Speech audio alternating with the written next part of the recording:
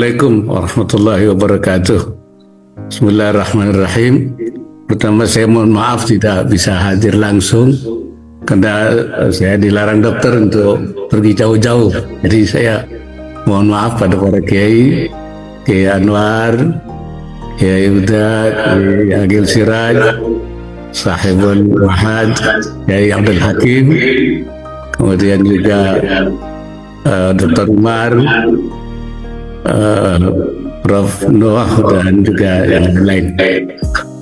Setelah saya mendengarkan penjelasan, saya melihat dari proses pemakzulan saja. Saya memang di situ ada syubhat, fihi syubhat. Artinya syubhat itu ihtimalus sihha wa adamus sihha. Antara sah dan tidak sah itu menjadi persoalan. Ya, itu syubhatnya itu. Karena itu timbul terjadi kegaduhan di dalam mengomentari persoalan ini.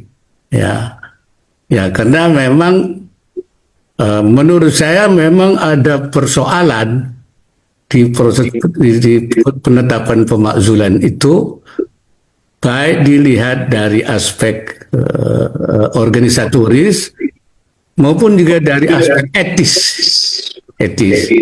Dari organisatoris itu ada pasal yang mengatur pemakzulan tadi itu Rais Am dan Ketua Umum secara khusus di pasal 74 kalau tidak salah itu ya, bahwa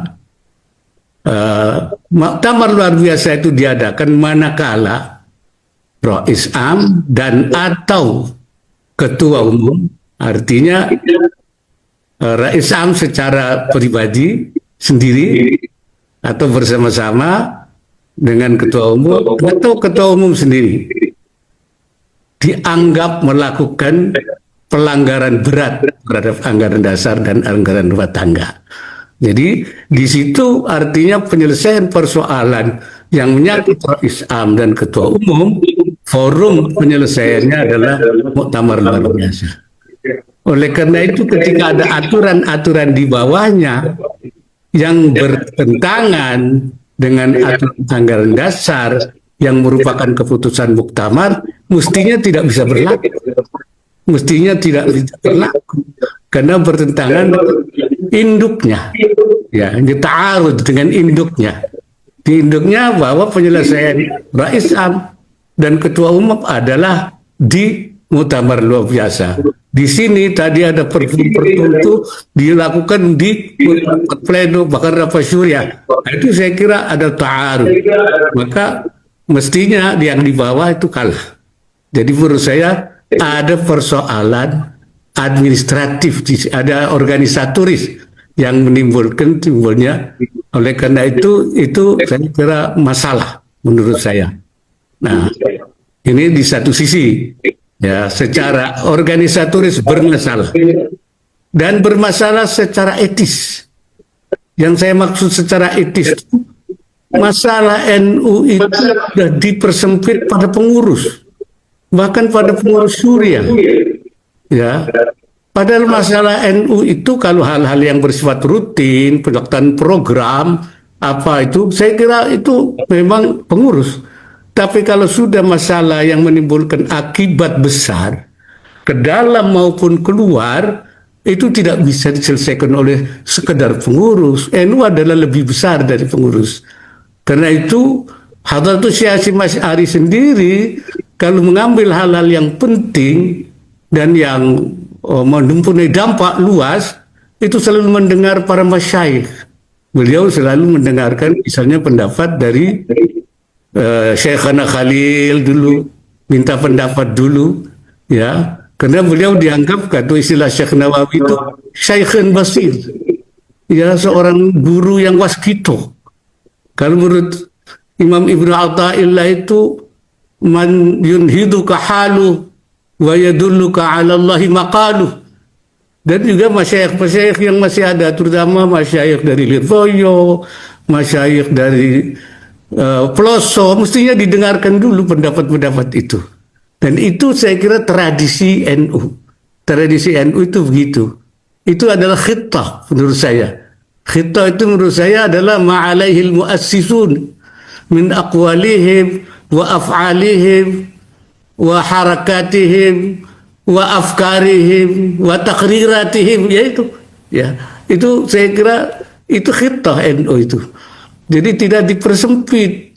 Kemudian dia mengambil langkah-langkah, akhirnya ketika terjadi dampak, semua merasakan dampaknya itu. Nah ini saya mungkin itu secara etis menurut saya bermasalah. Memang saya dimintai pendapat waktu itu, sebelum ada keputusan itu, saya mengatakan, islah saja. Nah, islah tidak bisa, kalau tidak bisa islah, ya muktamar saja, menyelesaikan. Kalau ada pelanggaran berat, ya muktamar. Luar biasa. Kalau ada yang dianggap sesuai dengan anggaran dasar. Tapi pendapat saya itu tidak didengar. Karena mungkin saya bukan Syekhin Basir, atau mungkin pendapat saya itu mimma la tahwa anfus. Ya.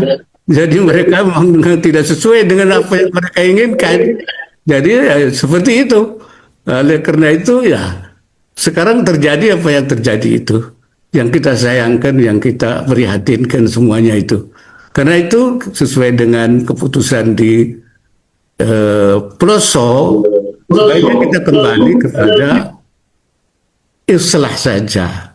Kalau tidak islah, ya sesudah itu baru muktamar. Nah muktamar ini bisa, kalau muktamar ba'dal islah, nanti muktamar biasa itu. Artinya nggak ada masalah karena sudah islah. Tapi kalau tidak ada islah, yang muktamarnya luar biasa. Nanti kita selesaikan di situ. Kalau ketua umum melakukan pelanggaran berat, ya kita selesaikan. Ya, nanti memang pelanggaran berat, forumnya di muktamar luar biasa. Tapi kalau Rais Am dianggap juga melakukan pelanggaran berat, ya juga terhadap anggaran dasar. Ya, siapa yang melakukan pelanggaran berat sesuai dengan fungsi muktamar luar biasa, ya kita akan selesaikan di situ. Dan setelah itu tidak lagi masalah. Ya, artinya wa ba'da dzalik wassalam, selesai semuanya. Jangan sampai ini berlarut-larut. Kalau berlarut-larut, ini saya khawatir akan panjang masalah yang tidak selesai. Jadi itu pendapat saya. Saya kira itu saja. Assalamualaikum warahmatullahi wabarakatuh.